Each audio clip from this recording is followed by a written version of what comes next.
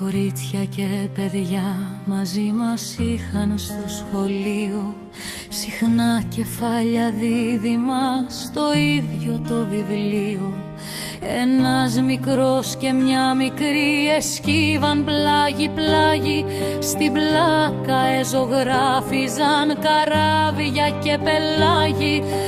Εδώ και εκεί αράδιαζαν ψαράκια και γοργόνες, και κάποτε χερόπιαστες τις ίδιες των εικόνες, που ήταν τυφλή στη χάρη της ίδια η ευτυχία.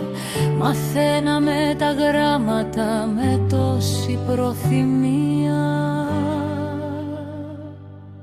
Το ιατρικό που δύσκολα κάθε παιδί το πίνει, σαν ζάχαρη το γλύκαινε η συντροφιά εκείνη.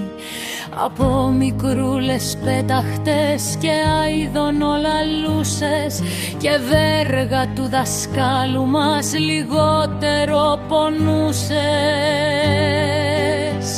Μια χαρά η γνωριμιά και η ζωή μας ήταν δεν.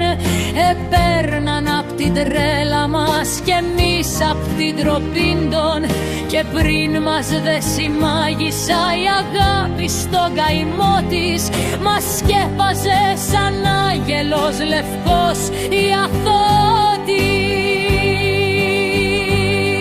Δεν λησμονούν τι γελαστές κι ολόγλυκες ημέρες, τα μύριστα ανθιάφτερες ακόμα περιστέρες, τα ξέπλεγα κοντά μαλλιά, τα απλά φορεματάκια, τα νάζια, τα καμώματα κι οι πονηριά κικάκια, τα χείλη που γελούσανε, τα μάτια που εκλέγαν, τα γέλια που δεν πλήγωναν, τα δάκρυα που δεν καίγαν. Τώρα που πέρασε ο καιρός, εγώ που τίποτα άλλο δεν ξέρω ακόμα μέσα μου για να με πουν μεγάλο. Παρακαρδιά για να αγαπά και νιώθει το φαρμάκι, κι με το ίδιο του σχολείου παντότινα παιδάκι. Τις βλέγω τις μικρούλες μου μεγάλες και κυρίες, άλλες αφράτες και μορφές, άλλες γλωμές και κρύες. Αυτές τα πλούτη θρέφονται και εκείνες τρώγει φτώχεια, άλλες χαθήκαν σε ρωτός κι άλλες σε χάρου βρόχια. Σε πόσες είμαι άγνωστος, πόσες μου είναι ξένες, πόσες ακόμη ανήπαντρες μαραίνονται οι καημένες, και πόσες λουλουδίζουνε αγγέλου δυο μητέρες.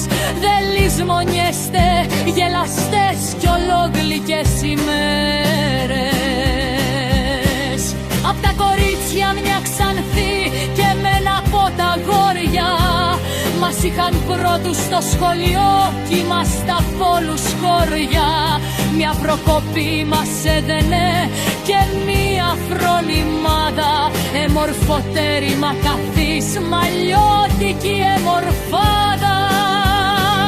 Σε κεντισμένες τραχυλιές και ζώνες μεταξένιες, φανέρωνε της μάνας της τον πόνο και τις έννοιες, γιατί ήτανε μονάκριβη λευκή μες στα λευκά της, περήφανη απ' το χάιδεμα με τα χρυσά μαλλιά της, που έπεφταν στο μέτωπο στριφτά σαν δαχτυλίδια, κι εγώ χλωμός μολόμαυρα μάτια, μαλλιά και φρύδια, με μαύρη ορφάνια σφορεσιά και με ταπεινοσύνη. Ήμουν σκοτάδερος παντσές και λεμονάνθη εκείνη, και πρόβαλαν της ύστερνης χρονιάς οι εξετάσεις, σαν έστερνες μηνύματα κι ήσουν κοντά να φτάσεις. Σε βλέπαμε στα όνειρα να μας σκορπάσει η μέρα, σαν βάσκατα αγκάλιασμα σαν σκιάχτρο τη φοβέρα.